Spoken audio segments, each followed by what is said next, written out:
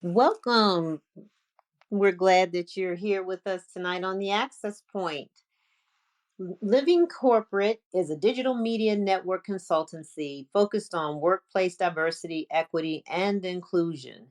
Living Corporate centers and amplifies Black and Brown voices in the workplace through digital media production and business to business consulting. The network offers a variety of programming, including the Access Point. The Access Point is a weekly webinar focused on preparing Black and Brown aspiring and experienced professionals for the workforce by having the real nuanced talks they don't know they need. During each episode, we examine real challenges you face at work and offer expert advice on dealing with your organization, your boss, your coworkers, and your career. Here's our disclaimer. The thoughts and views expressed in tonight's discussion do not reflect the views of any organization with which the hosts or guests may be affiliated. Good evening. I am Dr. Wendy M. Edmonds, author, followership coach, and professor with a research focus on toxic followership. Simply, why do people follow bad people? I am not alone. For those of you who join us, you know I have my awesome co host with us this evening, Dr. Lonnie Morris Jr. Hello, and Dr. Wendy. So glad to be here with you. Happy for us to be back in the second half of this season of the Access Point, one of my favorite days of the week. I am Dr. Lonnie Morris. I'm a management consultant and professor, and I spend my time helping powerful executives figure out how to get people to act better at work. Most of my time is unpacking the bad things that people do and helping you hate your job less. So excited about this episode because we're really talking about something that's fascinating to me and to all of us. We're thinking about how the world is changing, particularly how the workforce is changing, and what's happening right now if you are possibly in the job search, if you're looking for entry-level positions or changing directions in your career, and how to navigate that stuff right now. And we've got an exciting guest. I think the perfect person to have this conversation with us. And our guest tonight is Miss Josefina Magaña. She is the president-elect of the State of Washington's Career Development Association, professional development organization focused on promoting and enhancing the field of career development through training, community building, education, outreach to increase understanding and awareness of pathways and how to best access them and navigate them. For nearly a decade, she worked for the Washington State Department of Labor and Industries, where she focused on keeping Washingtonians safe and working. During her tenure, she served as an executive chair for the Governor's State Interagency Committee of State Employed Women, driving the mission to better the lives of state employees through advocacy, outreach, and opportunity. And in her spare time, she's the director of the state of Washington's Chamber of Commerce Thurston Thrives Project, designed to eliminate health disparities through the Thurston community. Welcome to the Access Point, Ms. Josefina. Thank you. Thank you both for having me here. I'm super excited and I'm glad that this spaces exist because we need to have the good, real, tough conversations and be able to take them back to our spaces. So thank you for having me. Thank you. This is a really good time to have this type of conversation. And I think of it as not just our retooling about where we should be going with careers, but it's almost a check-in with our resolutions, right? We are Yes. 54 days into the new year. And I think if anyone made a career resolution, this is now your time to check in. I just saw Indeed's lists of 2023 career resolutions, and it included learning a new skill, improving social media profiles, cleaning out files and desks, joining professional organizations, reassessing your work-life balance, getting new certification, practicing mindfulness, all these things that seem so incredible. But if you are on this path to new year, new me at 54 days in, what should people be thinking about right now? Where should we be in our heads? Josefina, start us off. Ooh, that is a beautiful question. I think people should be thinking about not settling. And what do I mean by that? Even if you are at a place where you're comfortable, especially if you are too comfortable, I think that you really have to challenge yourself to get out of your comfort zone. I say recently because to me it seems pretty recent. I have been at a new job for since June of last year. And I think at the end of the day, you always have to think about your talents. Where are they at? So if you are considering where do I start or where do I go, it's always looking at your talents. What are you good at? As they say now, what is making you marketable? I think that's very key. I love that. Dr. Wendy, what are your thoughts? I agree with that. Not only should we be looking at our new skills, always think of where you are, what you need to gain from that job to get to your next point. So you can never be settled in your job. You should always be looking forward. I get that. Looking forward is good, right? And I think as I read this piece in Indeed, they talked about researching your company's goals, and we talked about that a lot on the Access Point. Is aligning your values with the company's goals. And one that I think was really interesting is about taking on a challenging project. So if you're thinking about making some moves in your career, you're pivoting, you're trying to keep this momentum going forward. What are your thoughts, ladies, on taking on a new challenging project in the space where you are? That's a great question. I think you really have to look at where you're at and how that new challenging project will add to your career and to where you see you're headed. I think oftentimes I think as a woman of color, right? I feel like sometimes have to navigate different spaces and have being more than one space volunteering, leading, being part of a board. But at the end of the day, I've also realized that because we have been going through a lot, I'm a little burnt out as well. So I think I'm as I approach anything new, I'm asking myself a couple of questions. First of all, do I really have the wavelength? And second of all, how is that going to add, right? Not only to where I'm at right now, but to the future, kind of like Wendy suggested and said. How is that going to place me where I want to be? I think it's usually where I look at when I'm thinking of new projects or if there's something that I need to add. Sometimes it's easier said than done though, because it's really tough to say no, especially if it's a mission driven work that I believe in. So, but I Yeah. try to ask myself those questions for sure. I think about how the new project is going to broaden my network. So maybe in looking at this, excuse me, isn't just for me, but the greater impact, like for the community. Who's going to remember this special project beyond my supervisor, my management, the leaders in the organization? Who's going to remember this special project because they live in this community, because they were affected by something that this special project helped to resolve? And that gives not only visibility to the organization, but it also broadens your network as the leader on a special project. Your work in that area to be recognized and seen beyond that organization. So when we talk about how do we network, that's one way to build your network, by taking on a special project. Because a new project, you might find your new job. You might find your new boss. You might find Exactly. your new mentor. You might find your new favorite friend at work and coworker. So all those things, that newness and asking those questions is what's do I have the wavelength for this, the bandwidth for this? Do I have the right connections? Where do I want to go next? Can this help open that new door for me? I love that. And so this is important as we think about not just the three of us and how we think about this, but particularly as we're all working with people across the generations.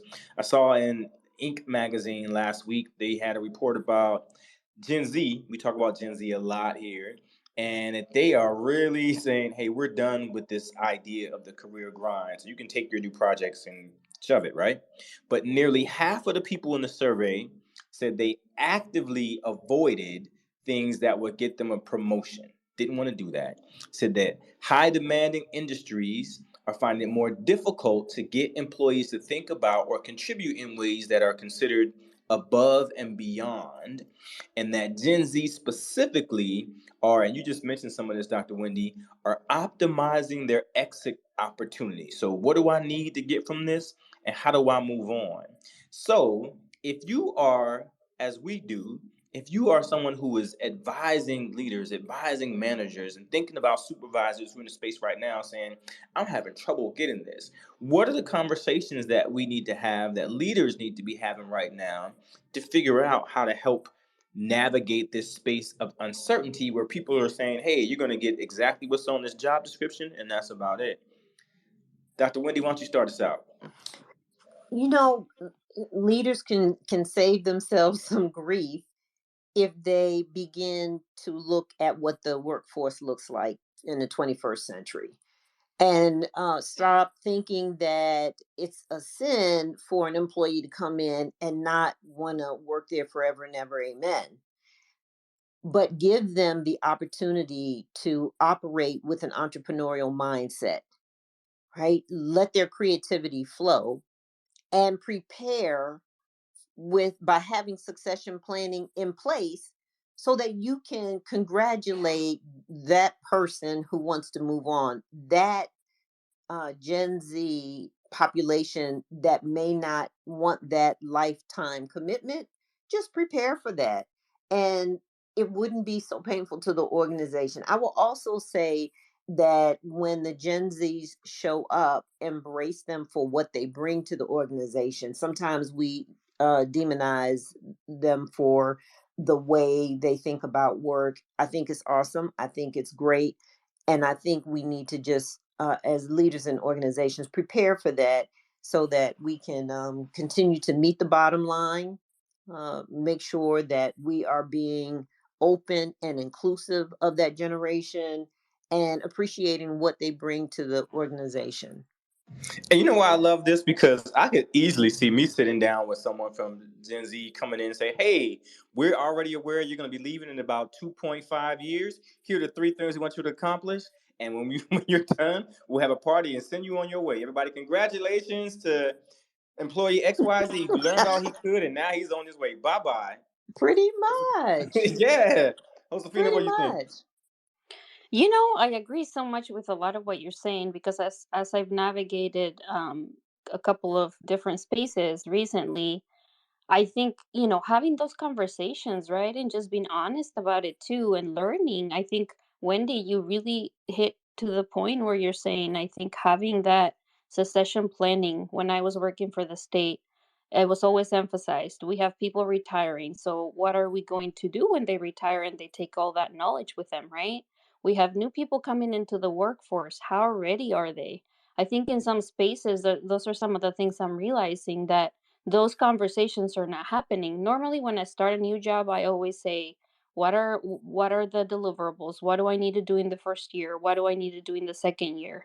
So I think, unfortunately though, some of those conversations are not happening right now, and I think they need to be had. Right now I'm noticing a lot of just taking care of everything because it is so uncertain. But if we did more of have those conversations, I think we would be better set, not only for now but for the future. And even those, like, we're talking about different generations been in the workplace. And if we were more open to that understanding, I think we would learn a lot, in my opinion. I was also thinking about placement for Gen Z. We tend to see Gen Z in positions of authority in the job, but not necessarily providing them with the tools to manage in a leadership position. And I think leaders do an injustice by doing that. So when they show up in the workforce, we need to make sure that we are providing them the tools to be successful. So here's what's interesting about this, because up until maybe the last role I had, I never stayed at any job more than 3 years. And I'm not Gen Z. I was part of Gen X. But I would go in very clear about the things I wanted to accomplish, never with the intention of leaving in 3 years, but that was definitely the employment cycle for me. At about the 3 year mark, I started to get bored with the environment, figured I had mastered the things and pushed the envelope enough, taken on enough exciting projects, and wanted to go on and do something else. So it was not necessarily something against the organization. Not that I didn't leave the space in a better place. Not that I didn't pour everything I could. I was definitely still on that above and beyond accomplishments all the time. But around that 3 year mark, I got the itch to go and try something new on. Yeah, I totally, I'm with you. I'm with you on that. Well, and to add to your point too, though, I think Wendy, you are so correct about the tools because I feel like as I have stepped onto different roles, I've always done such a good job to get there, right? But then once I'm there, I'm like, okay, where are my tools? How do I do it? So I feel like I've always had to like in a way create, and that's why I think I'm very sometimes inspired to motivate younger professionals too so that they do have those tools. Because I feel like times you don't have them, right? So you have to find them, so to speak, and create them. But I keep asking myself every day, how do I get more tools? How do we find them? How do we build networks? And to your point too, Wendy, of actually networking and getting out there. I feel like I really had to force myself in a good way to do that, right? Because I think a lot of good jobs that I have gotten, it's because I have networked and I have gotten out of my comfort zone. So what I'm noticing with a lot of younger, and I'm generalizing a lot here, a lot of younger professionals is that they are very used to the virtual world. So they don't do the in person or the let me send an email, let me follow through. So I'm any advice on that would be great too, because I think I'm always looking for tools. How do we as leaders and managers as we step into different roles, how do we get those tools, but how do we pass on those tools as well? And I'm thinking of an experience that I had this past weekend in the airport. There was a kiosk um, that was near me with bagels and coffee, the main products that they sell. And a colleague of mine bought me a muffin, and I said, "Okay, that's great, thank you. I'll get my coffee right here." So I go and get the coffee and walk back to my seat, and the coffee, I took a sip and it was cold. It was disgusting. So I Oh. took it. Oh, I took it back, and the young man says, "I don't know why it's not hot." And he shakes the pot. He says, "I don't know why it's not hot, but our larger store is right down the hall there." Okay. So I walked down, and when it was my turn, it was very crowded. This one was very crowded. And I walked up to the cashier, and I told her what happened, and I had my receipt, and she called over and asked someone to make me a hot cup of coffee. And so the manager gave me the eyeball, and I said, "No, no, no, no, no, no. Here's my receipt. I'm not trying to get something for nothing. This is a replacement because your kiosk gave me cold coffee." So he says, "Okay, go ahead and make the coffee." And people are watching as he turns to me and says, "Hey, hey, are you going back down there?" And I said, "Yes." And he said, "Well, can you tell the guy in there to make a fresh pot of coffee? That's from yesterday." Oh, wow. What? What? So so I Wow. really, I couldn't believe it. So I said, "You're asking me, the customer, to go and tell him?" He said, "Yeah." And I said, "No, no, no. You're asking me, the customer, to do this." He said, "Yes."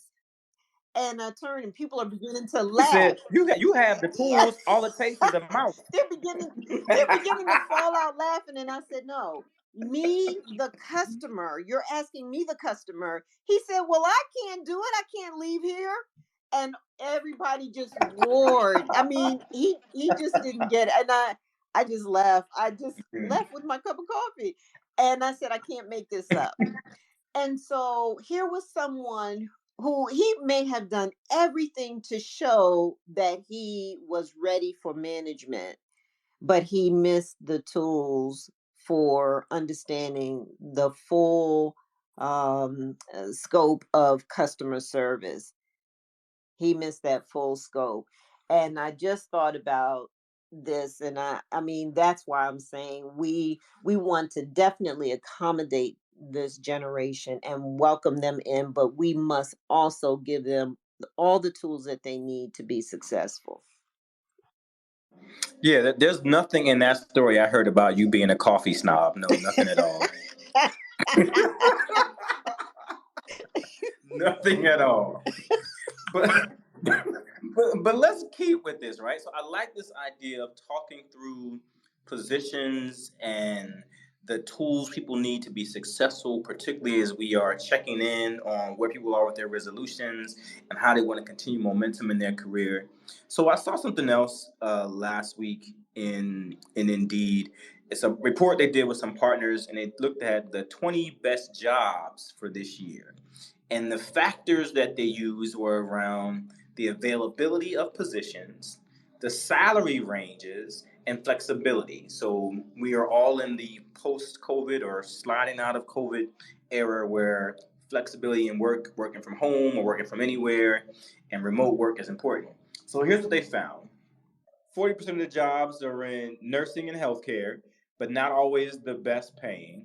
And then the list of these 20 jobs included stuff like family therapist, diversity and inclusion manager, chief people officer, psychotherapist, and solar installer. I thought that one actually was funny. But so we've got this list saying that as we've been knowing over time, if you don't hear jobs about tech, we hear it about healthcare, and nursing is always on the rise. But these other things, particularly this idea of a diversity and inclusion manager, with all the things we've come through in the last 3 years related to this, that's high on the list of where there's opportunity, flexibility, and salary.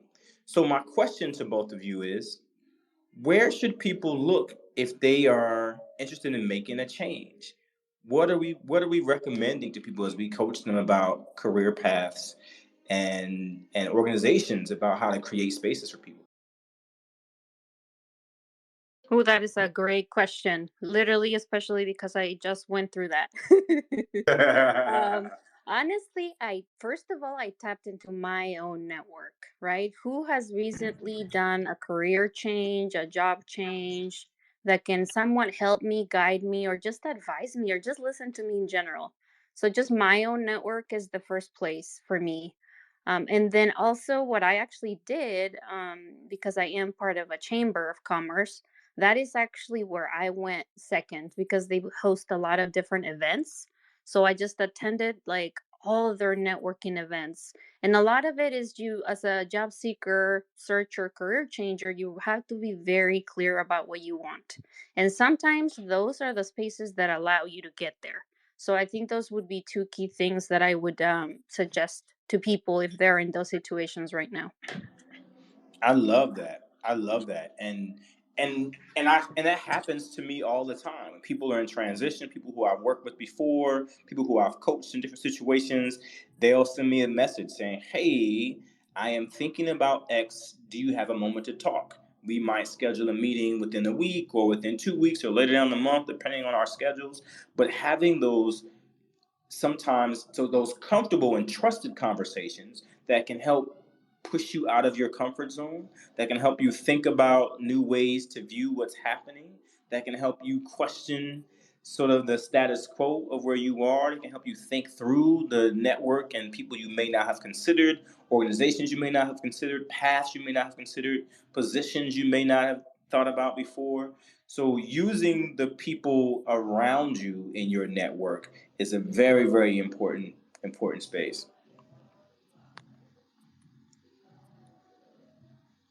I think we lost Dr. Wendy's audio, but we'll keep going with that. And I want to continue with this, right? Because the idea that diversity and inclusion managers are part of this space where there's availability of positions and salaries can be pretty reasonable and there's flexibility.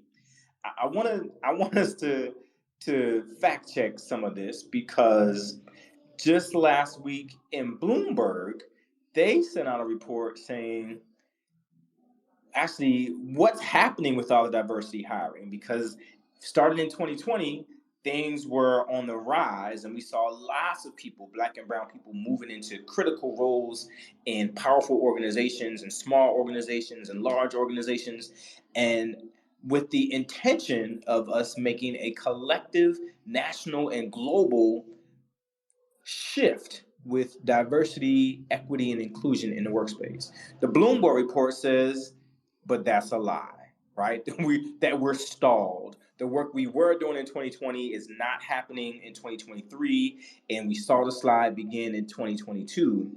So how do we get back to that? How do we make sure that that stays at the forefront? What are the strategies that both employers need and employees who are looking to continue to stretch us in that way?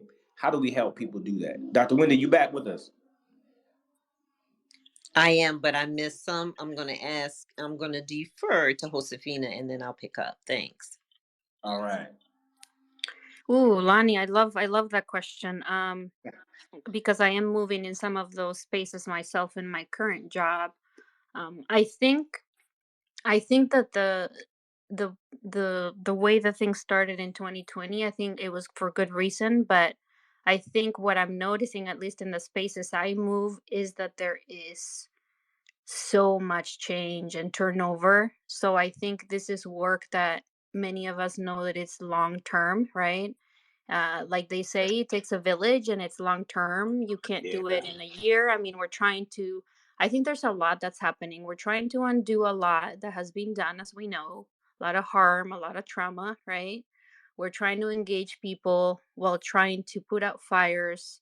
So to not make it a long story, I think it's just we're trying to do so much, and I think unfortunately some of those spaces are probably just lip service as well. So that probably makes it tough for those individuals that are applying for those positions, right? So I think a lot of it is when you are applying for those positions, make sure you ask the correct questions, right? Whatever that means in your area, right? Like, are you going into tech? Are you going into, like you're mentioning, nursing, healthcare?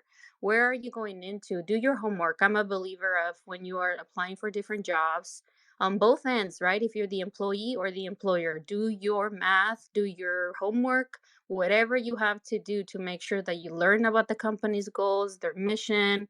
Do they actually show up like they say they do? And as an employee, you do the same too, right? Like I think it's a two-way street. And unfortunately, we have been I think just too much change and turnover has made that progress very difficult. Mm. Thank you. Dr. Wendy, your thoughts. What do we do to keep diversity, equity, and inclusion at the forefront? Because the Bloomberg report says what we started in 2020 is starting to slide. We are not there yet, and we are moving in the opposite direction.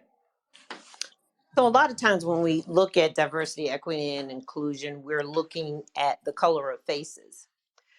And I think that when you are interviewing with a company or even considering interviewing with a company, those things that you need to look at go beyond the color of faces. While that is very important in some aspect, what about people with disabilities?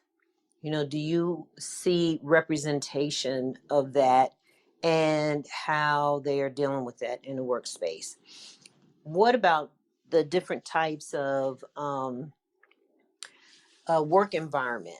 So I would also say join organizations where people are familiar with the places and the jobs that you are looking for, the companies, so that you hear the reputation, not just the website. Sometimes the website can represent something that the company it doesn't even appear or the company doesn't represent. So the web page for DE&I can look like it's the best place to work for. And then when you get in, it isn't. So I'm going to say that the best thing to do, one of the best things to do, is to make sure that you're in the right spaces where you hear about the reputation of the organization, not necessarily Google and see what people are saying about it, because you can get an angry employee. But one of the most legitimate spaces are going to conferences, right? You see and you hear from the people who are representing those organizations. You see more about the company, and there's usually representation of more than one person from the company at different levels, multiple levels. So you get a real understanding of what's going on in the organization. Well, wait a second, Dr. Wendy. Let's not dismiss the angry employee. That's an important voice. I want to know what made you mad. I want to know why they get on your nerves. I want to know why you left. I want to know what the boss did to you. Those things are important because they speak to culture.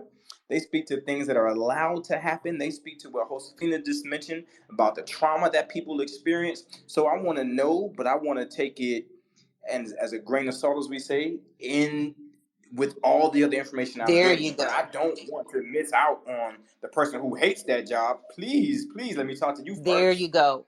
Don't dismiss it. Just don't let that be the sole piece of information, right? That you go to learn about the company. I want to add one more to this list of the trends that started in 2020 and have continued. And so we're doing our check in on our resolutions. And so wellness was a big thing, right? And so I saw on a blog maybe about 2 weeks ago for phys.org, and they talked about particularly wellness fads and the workplace, that wellness fads don't work, particularly if the culture and the boss are toxic. So if we just saw that Bloomberg says what we thought was taking off and relative to diversity, equity, and inclusion in the workplace, particularly around hiring, is beginning to slide. We're actually moving backwards. And we know that wellness is one of the new buzzwords that we've adopted since 2020. And we've been trying to move the marker there. And we saw multiple reports as we ended last year saying that people were anchoring workplace issues around that. What do we do to shore up this? And this is again in the context of people who are thinking about jumping ship, changing paths, pivoting a little bit. This is the new year, new me. We checked in on diversity and inclusion. Now, what do we say about wellness in the workplace? Josefina. Oh, that's I love it's a challenging one for me, but it's a great one that I need to think about.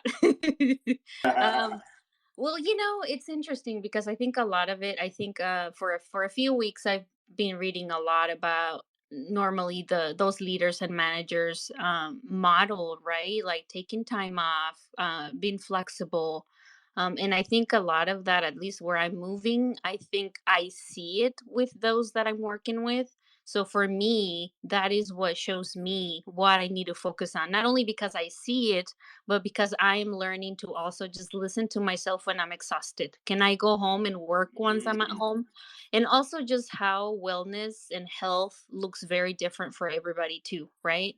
And I think what I'm hearing from other professionals is that because they have had to work at home, they are actually focusing on their own wellness. I don't know how that looks. It was really tough for me. I was able to work from home, but I feel like I really didn't have a balance, right? So we keep hearing the typical life work balance. Does it even exist?